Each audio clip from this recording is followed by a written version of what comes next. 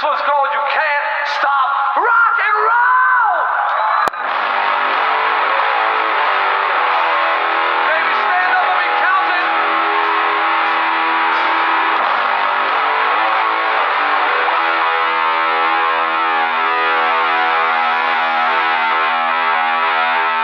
All right, everybody. My next guest is the bassist for the legendary band Twisted Sister. He is also the co-founder of Area 22 Productions and host of his own show called 22 Now.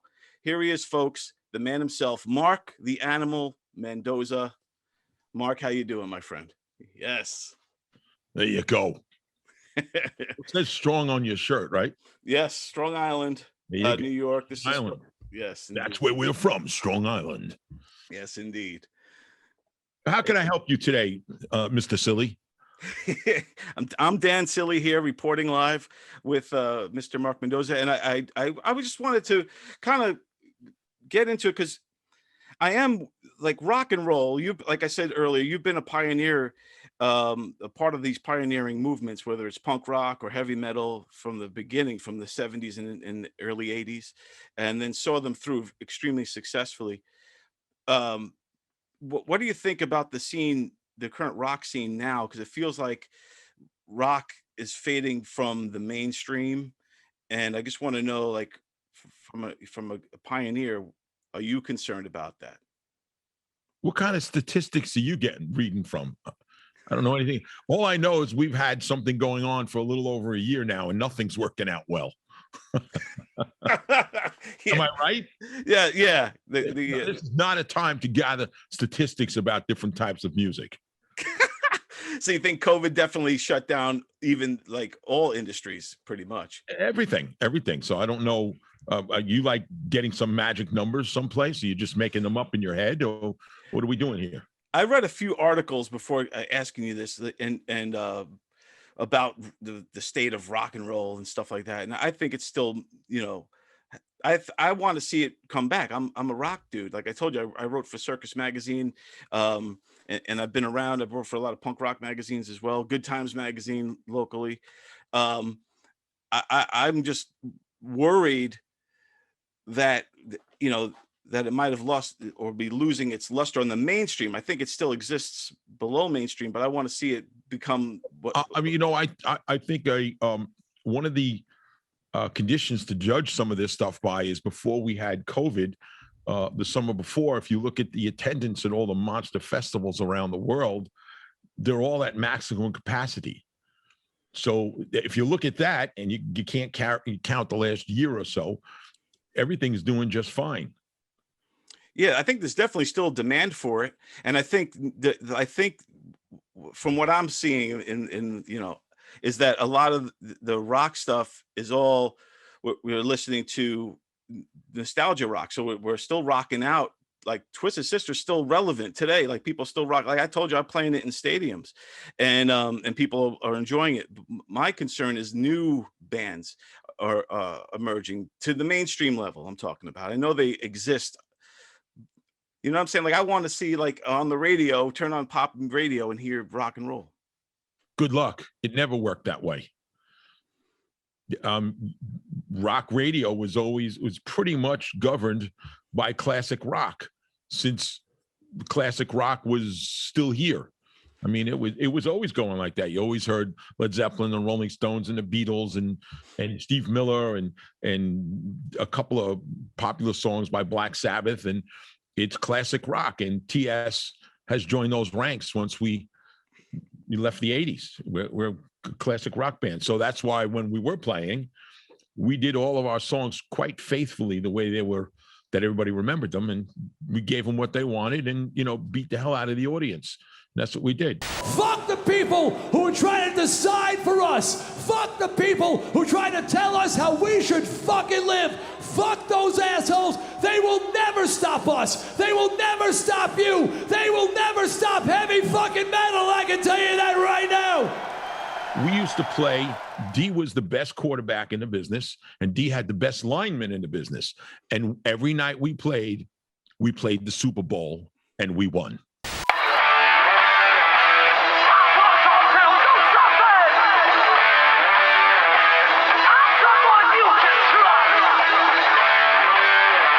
And I always wonder with pioneers, if you realized at the time, I'll say this for people watching that might not really understand it. You were part of two groundbreaking scenes in the beginning, like the punk rock era with the Dictators.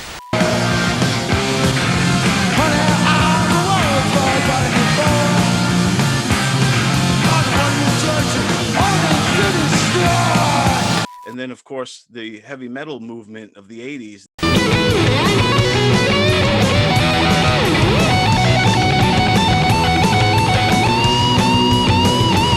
At the time when do you realize that you're going through this historic musical movements, or what, like, do you remember what's going on in your mind then, or are you just rocking out? When I joined the Dictators, I didn't realize, and this is not this is not a negative statement. I didn't know what I was getting into. Right. Because where I grew up and the music I listened to had nothing to do with that. I didn't even know that the CBGBs type music or that whole crowd existed. I joined the Dictators because someone said that I had to. A good friend of mine, a drummer that I was in a band with at the time, a club band, said, "You got to do this. This is going to be the start of your career." And when he gave me the album to learn, I thought it was a joke. Songs were played the way they were written. And I'm not making fun of the guys in the Dictators whatsoever. They're all very good friends of mine, but I didn't get it. Growing up on Mountain and Cactus and Hendrix and Cream and Humble Pie and Montrose and all these like real hardcore rock bands. And I didn't get that type of music or that type of playing. So, excuse me, when I auditioned for the Dictators, I went in and did what I do on bass. And of course, it wasn't what it is today, but it was still pretty aggressive bass playing. And didn't even realize until the band was established with me in it that the guys in the band changed the sound of the band because I joined the band. It wasn't really a punk band anymore.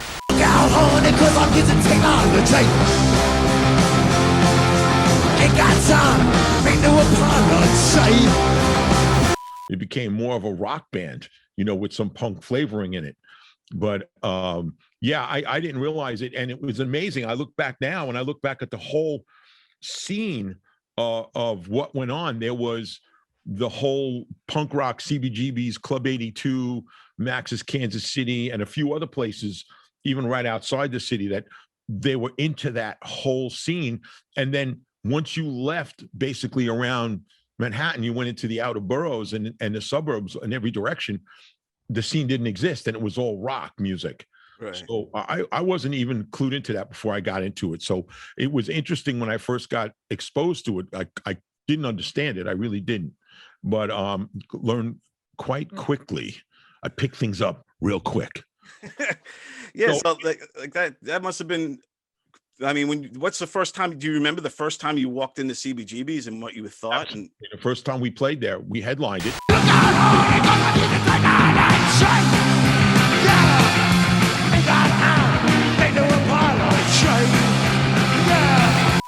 Well, let me go back a little bit and paint a little bit more of a picture.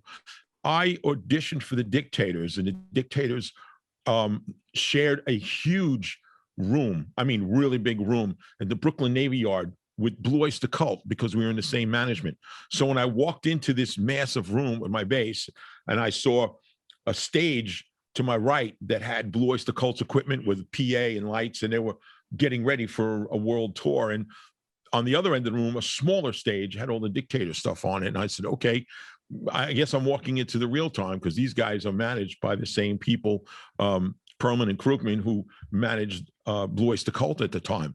So played the songs the way I played them, not the way they were played on the album. And I played 3 songs and they asked me to sit outside for a minute. I said, why don't you say you want to talk about me? Well, so, all right, I'll be outside. I'll have a cup of coffee. All right. Sit on the brick wall outside. And I did. And they said, listen, because of the way you play, we want to add some flavor and change the band up a little bit and turn it into a little bit more rock, a little bit more acceptable. 1, 2, 3, 4. because you remember at the time, punk rock wasn't that acceptable. It was New York, it was LA, it was San Francisco, maybe a little bit of Chicago, but it really wasn't an acceptable form of music in this country. And it had its roots in Europe in certain places too, because we were pretty big in Europe. But so I joined the band, and immediately we went out on tour with Blue Oyster Cult.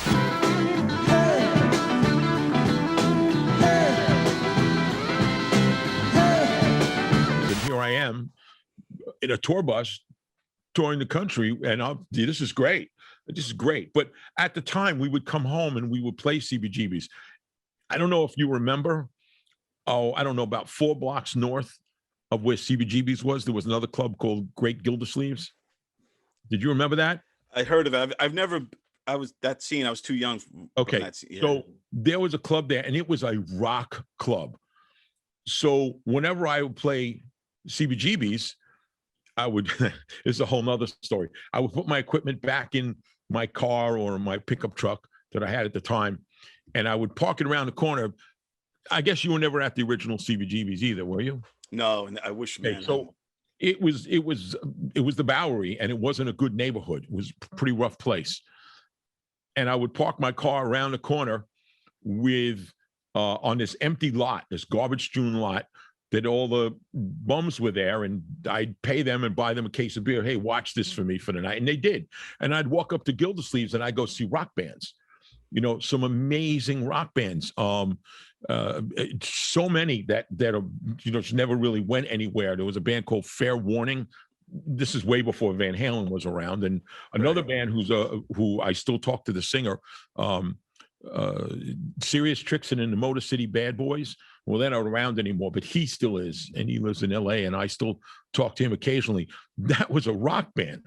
Right, and that's the kind of music that I really liked. I didn't appreciate immediately what went on in the CBGB scene, and between that and Club 82 and things, it was just too weird for me. But again, once I was exposed to it for a while, I realized that it was another great form of music.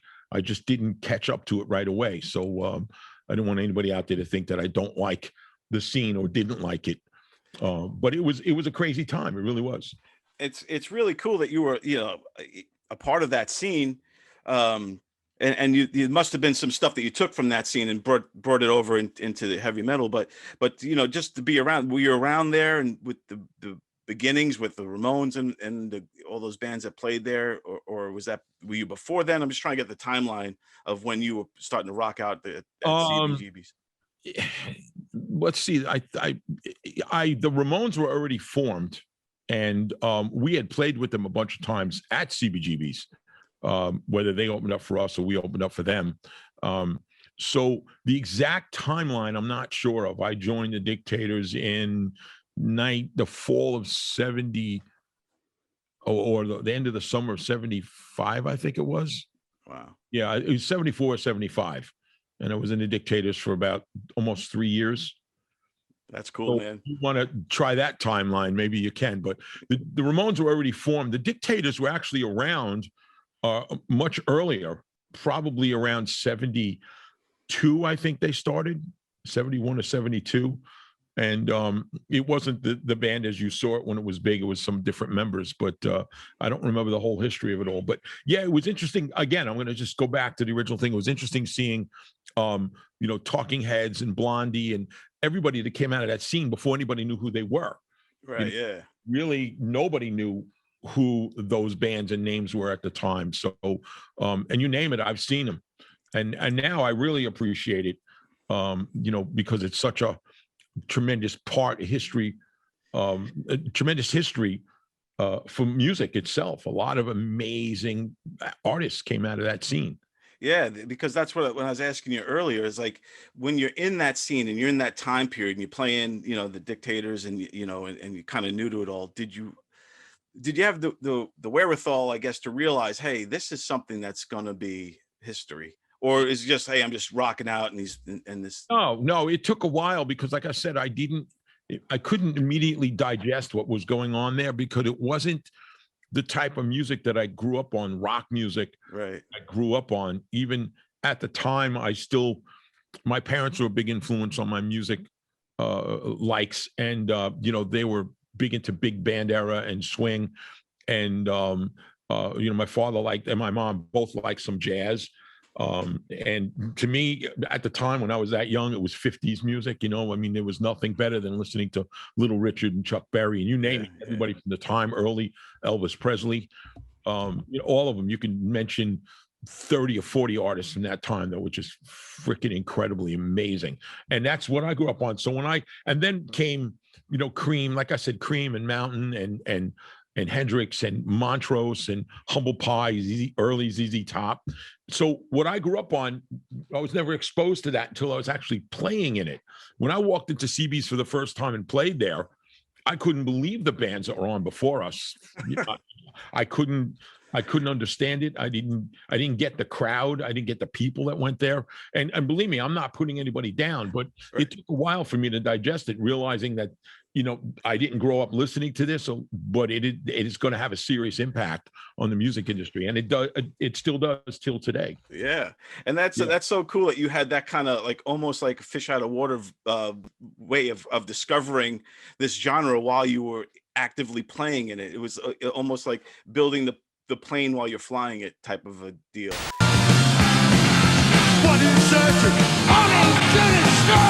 You know what I'm saying? So you were like learning about the punk rock scene while you're actually on stage rocking out and rocking. I don't know anybody who's able to build an airplane while they're flying it.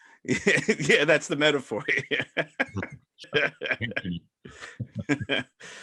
But no, that's cool. And then did you take any of the stuff that you learned from there, any of the kind of edge or grit from punk and bring that over into Twisted? I didn't think about it. It did happen as a couple of the guys in TS, like D and JJ, talking about when I joined the band. When I joined Twisted Sister, I was already a fan of TS's. Whenever I was home on tour, I'd go out and see them play, and these guys were rocking the hell out of everything. If you like what we're doing, show us you like what we're doing, motherfucker. But they weren't really that heavy and plow ahead rock yet. So when they asked me to play bass one day, and that's a whole nother story, they asked me to play bass. When I joined the band, I just did what I do when I play bass. I didn't say I got to change anything, I got to do something different. And all of a sudden, when these guys, when TS was playing things like David Bowie, and not that I don't like David Bowie, I do, I like it all, but they all dropped the softer stuff, and we went after, besides our originals, we started playing Judas Priest and Van Halen and AC/DC and Ronnie James Dio stuff and Black Sabbath and everything along those lines, because for some reason I added like 500 pounds worth of balls to the band. yeah, exactly. So, yeah. So I at the time I still don't think about what I do. For me, it's like, if you could tell a bumblebee that it couldn't fly, then I wouldn't fly. But I don't think about what I do. It just happens. That's all. It's just like I would have. I left before I got there.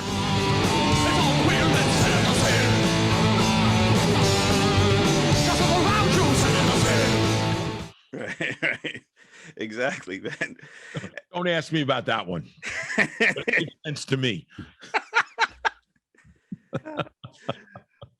But yeah, I just, when it comes time to play bass for the bands that I'm in, whether it was the couple of club bands I was in before the Dictators, I just did what I do, and it happens to work out that way. And it seems like any drummer I play with hits the drums harder when I play.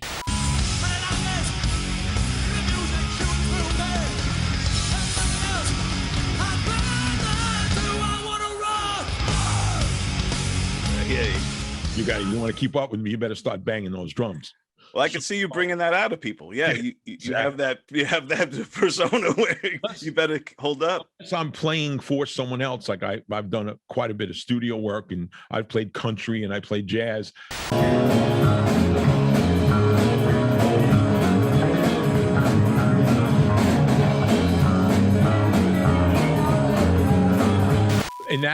in that kind of thing, I have to really think about what I'm doing because it's not rock music. Right. Form of rock music. So, but I still playing jazz. Everybody says, well, you're the heaviest jazz player I've ever seen. So, or ever witnessed or heard. Right on. Did I get it right, Stephen? There you go. You definitely, you're a big dude. You got the alpha vibe going on. Did you and D, because D seems the same way, do you guys bump heads, or how do you deal with that? Because sometimes a bass player is kind of in the back and not in the front, and you seem alpha. How do you work that out? Anybody wants to bump heads with me is going to lose. There's no problems between me and D. There's none. No, I'm just saying, like you both seem like alpha males. I was just curious. And the whole band is alpha males. There's no. Yeah, that's a good. That's a good. Twisted Sister. Even without AJ there, God rest his soul. But even Mike Portnoy, there's no wimpy people in Twisted Sister. There's nobody who's laid back. I mean. As the band has been described as a lot of things, having nothing to do with us playing on our music, but everybody who's got exposed to us, crews or guys on the crew or people in other bands, TS is a rough crowd to hang around with. Okay.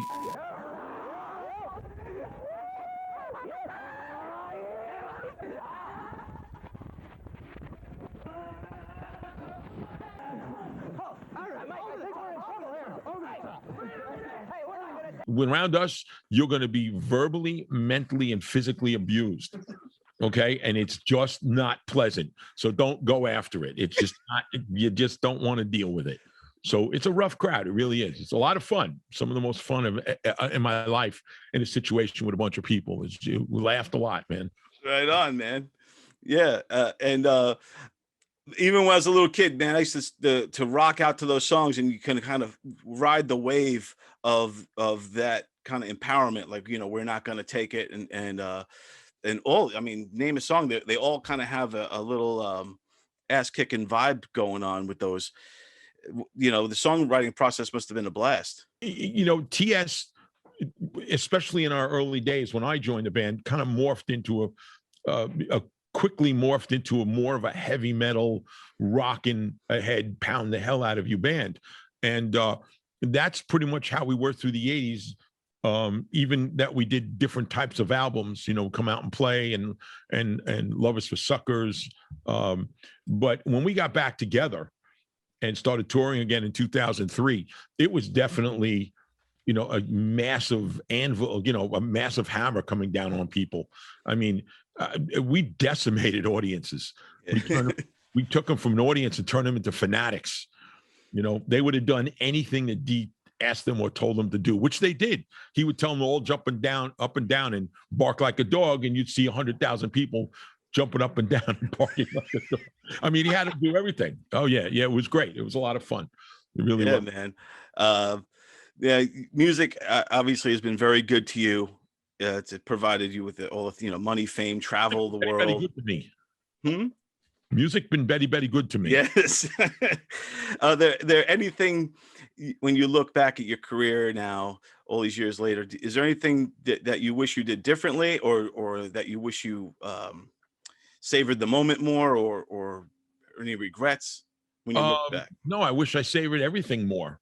You don't realize it it goes past so quickly, and you look back and 40 years passed. It's the only thing for me is I never did drugs, I never drank, I never smoked cigarettes even. So I remember most of it. Or at least somebody's got to kick me in the back of the head to jog my memory a little bit. I also want to say too, I think rock and roll is the fountain of youth. I mean, what are you, early 60s? And look at you. You look amazing. Like, I'm going to be 50 this year, and I wouldn't mess with you. You'll probably kick my ass. So you look like you just look great. And what do you attribute that to? I'll toss you around like a sack.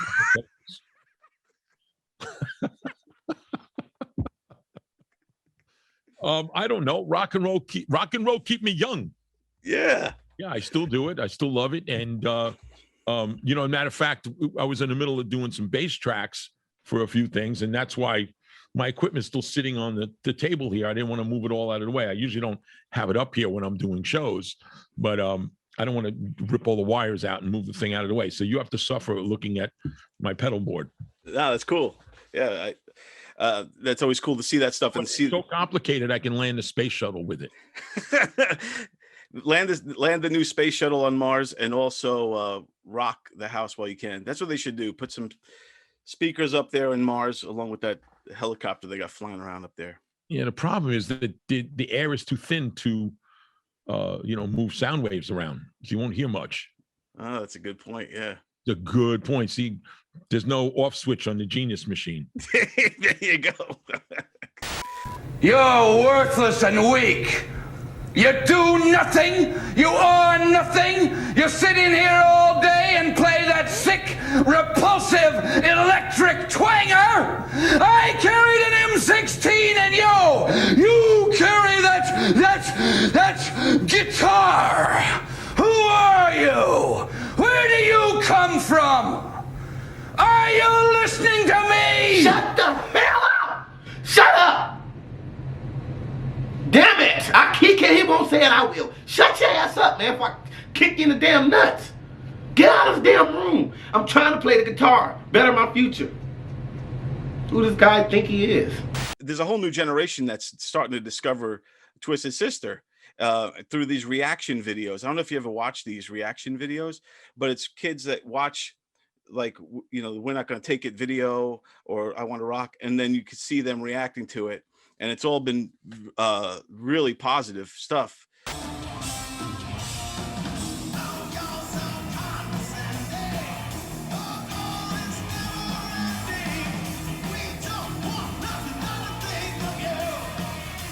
I like that. He said, man, you just being condescending. We don't want nothing from you. We just want to rock. That's it. We just want to goddamn rock. That's it.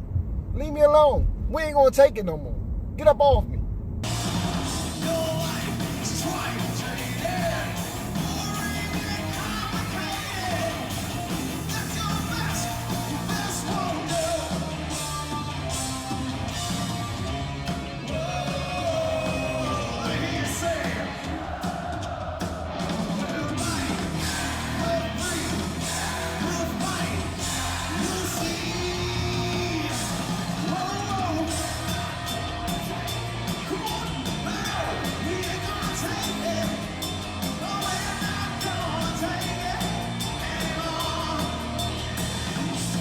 So I think that's cool that it's kind of like the torch is still burning and people are discovering you guys all the time thanks to the internet. What's a video? No, I've seen a few of them, and it's interesting that you get people as widely known, and the fact that not only has our, especially We're Not Gonna Take It, I Want to Rock, been so accepted and so tremendous in the music world. It's used in movies and commercials and everything. So it's kind of strange that you find someone who has never heard the songs before and doesn't know what Twisted Effin' Sister is. That was Twisted Sister. And the name of the song is We're Not Gonna Take It. No! We ain't gonna take it. God damn it. SpongeBob, Gooby Gooba Rock is using I Want to Rock, right? Well, all I gotta say when you tell me not to play us in a way. No, right, no,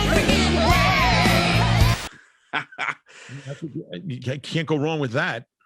Yeah, and even Cobra Kai had D on there.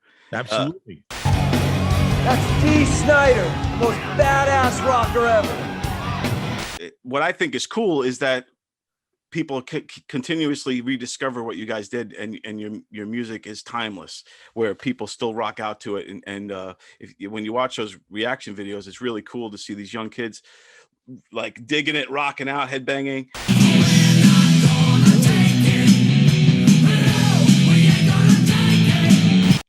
Right up until the time that we kind of retired, if you want to call it that, because we're still a band, we just don't play live. Our audiences became, as we went through the 2000s, our audiences became a lot more diverse. You do an in-store, you do a meet and greet, and you realize that there's young people there in their teens and early 20s, and half of the crowd is that now. And, the old fogies like me, Yeah, look, I'm getting no me. Okay, not you, me. But in any case, and you too, Mr. 50-year-old. But and no, not you. You're a punk. I'm talking to Stephen. It's interesting to include the people in the room in the interview. But no, it's great to see that it really, a lot of it becomes very universal. And the fact that the whole 80s scene hasn't been forgotten at all, because it's just as big as it was back then, and even more so now, because the festivals around the world, and of course, even after we stopped playing, which was only a few years ago, like I said, before COVID, they were all sold out. So you're talking about everything from 40 or 50,000 all the way up to 120, 130,000 people at a venue seeing this stuff, and we've headlined all of them. We're right, we're free, we'll fight, we'll see, say it for me, Bloodstar! God! Louder! Hey! So it's great stuff. No, it's I don't think it's waning at all. I think it's doing quite well. I think it's very popular, and probably due to the fact that it's kind of good time, good feel stuff. You know, a lot of people have said over the years, an important part is, you know, when I get out of work, I jump in my hot rod car and crank up We're Not Gonna Take It, and I Want to Rock, and Burn in Hell, and all these songs, and drive fast. So I guess we're responsible for making all these towns, villages, and cities some money off the speeding tickets that we make people good. No, I've heard people say that. And, you know, they also say, which is big, which is really huge. And this is a moment that I'll be serious about. So many times in our whole careers, especially more in the last 5 or 10 years, and now especially more since we've had such a bad time with COVID, people say that our music takes them out of the doldrums and out of the dumps and kind of makes them feel a little bit better and gets them through some rough times. And that, Mr. Silly, really makes us feel good. It makes me feel good, because the whole mental health thing of our population is starting to deteriorate because of what we're going through. So when people say it makes them feel good, or they'll watch your show or my show or any of these shows that actually talk about good things, they feel good, because after all, you and I, what we're doing, we're entertaining. Right. You know? And if people can smile and come away going, you know, that was a lot of fun to see that and listen to that. So, you know, I make sure that most of our shows here, or most of what I do, is live. This way the chat is live and we can talk to them, and it gets people more involved, and they really, you know, are entertained by it. And everybody always says, I felt better after that. Right and on. that means a lot to me and the people that I work with here. It really does. So if we can help people get through bad times just by giving them some good entertainment, then why not? What do you want to do with your life? I want to rock.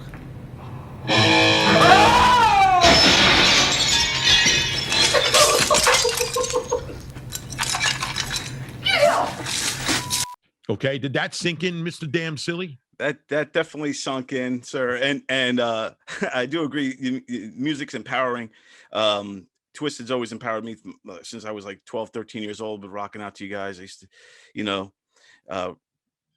sing, you know, whenever I get in trouble, I go in my room, slam the door, play We're Not Gonna Take It, while, you know, giving the finger through the wall to my dad or whatever. But and all the way till now, it still has that same impact on me, where I'm like, empowered. Bring it to my dad, even through a concrete wall. Even through the wall.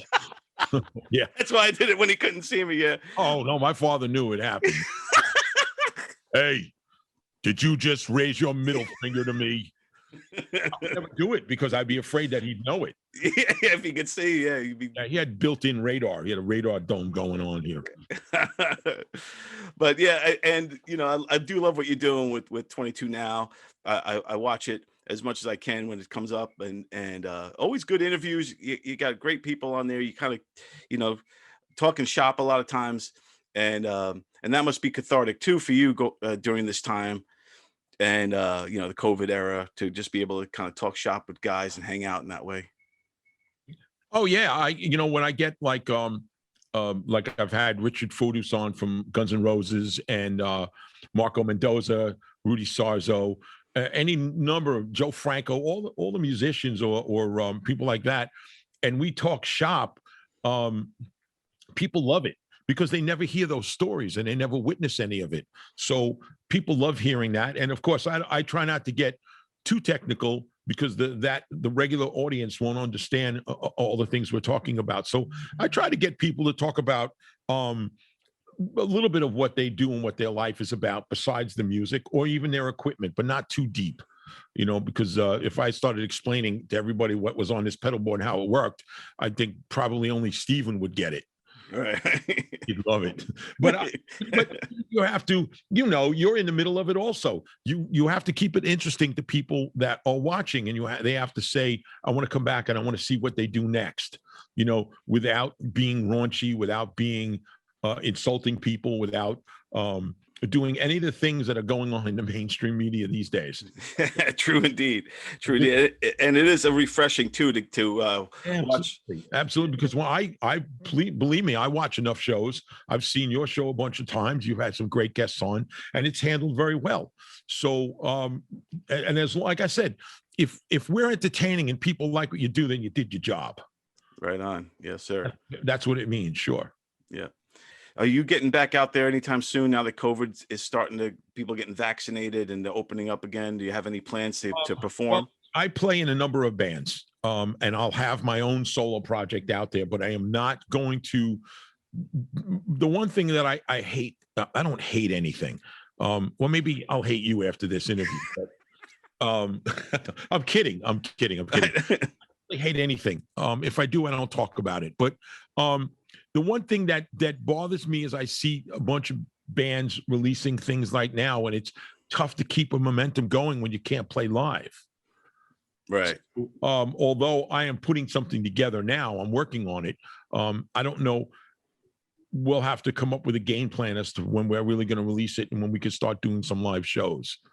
And that's really what we're waiting for on this side. So excellent. Yeah, it's been a long time coming because I was even working on it before COVID. It's just that time, was always getting in the way with other things that I'm doing. So, but it is going to happen. It will come out, and it should be quite interesting to most people, when they hear it and or see some videos that we'll make alongside of it. So yes, but it's rough now. It really is. I feel for artists that put things out right now, and all you could do is virtually see this stuff, and there's no, and it, kind of people lose, not because it's not good, but they lose interest in it because nobody's talking about doing shows or being anywhere, and there's really not many shows even showing this stuff. There's a bunch of podcasts and live TV stuff like we do, but it's a tough one. It really is. Yeah, I'm hoping that, I feel like we're starting to get back to some kind of normal things opening up, but I do worry about, new strains and all that stuff. And I don't know how you feel about the vaccine, but I want to get it, but it makes me a little nervous. But who knows what really works and what doesn't? It's all going so fast. And, is it going to stay around? And now they're talking about it's probably could be only good for about a year and a half, and then it'll weaken, and then new strains will come in, and everybody's susceptible all over again. That's a rough one. I don't know. We don't have a crystal ball. We don't know how it's really going to work. We really don't.